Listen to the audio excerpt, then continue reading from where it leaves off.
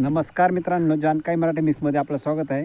मित्रांनो, हा व्हिडिओ पूर्ण महत्त्वपूर्ण होणार आहे. कांदा रोपाबद्दल मी थोडीशी माहिती देणार आहे.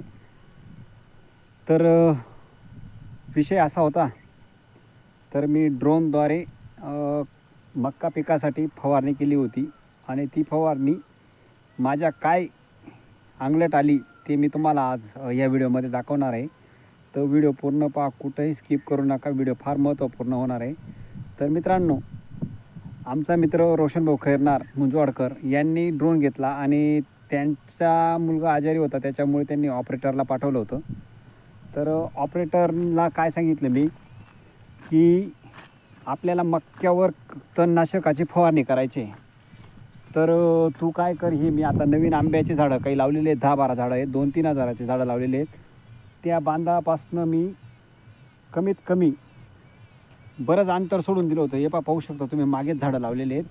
बरंच अंतर सोडायला लावलं होतं. तिथं मी काय केलं होतं, सायकल कोळप्याने खोडपून घेतलं होतं.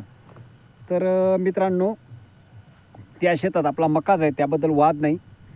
पण तो ऑपरेटर काय म्हणे, दादा म्हणे आम्ही काय करतो म्हणे, जिथं इथं आपल्याला त्या वावरात स्प्रे जायला नको, त्याच्यामुळे आम्ही काय करतो म्हणे, खालून स्प्रे मारतो म्हणे. तर म्हटलं ठीक आहे दादा, काही नुकसान होत नसेल तर काही अडचण नाही म्हटलं. तर त्या झाडांना तर काही साईड इफेक्ट झाला नाही, पण त्या झाडांच्या पलीकडे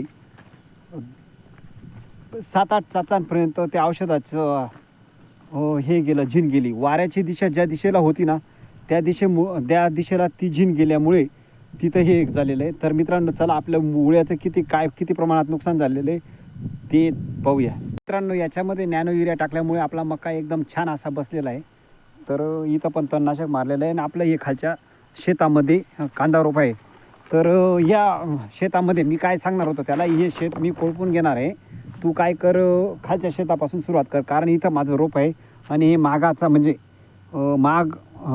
हे आहे, किराणा आहे माझावाला, मागाचा किराणा आहे. त्याच्यामुळे तू इथं मारू नको. तर त्याने म्हणे दादा काहीच नुकसान होणार नाही, खालून जाईल म्हणे. तर त्याची झीन वाऱ्याची दिशा असल्यामुळे इतक्या प्रमाणात गेली. तर हा जो शेवटची आरी आहे ना, तिच्यामध्ये आणि तिकडे अशीच एक आरी बसेल एवढं अंतरावर त्या औषधाची झीन गेलेली आहे, खाली मारलं तरी बी.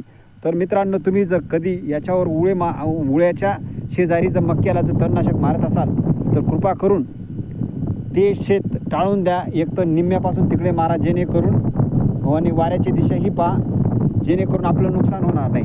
तर व्हिडिओ पाहिल्याबद्दल धन्यवाद आणि तुम्ही असेच नवनवीन व्हिडिओ पाहण्यासाठी आपल्या चॅनलला सबस्क्राईब करा. धन्यवाद.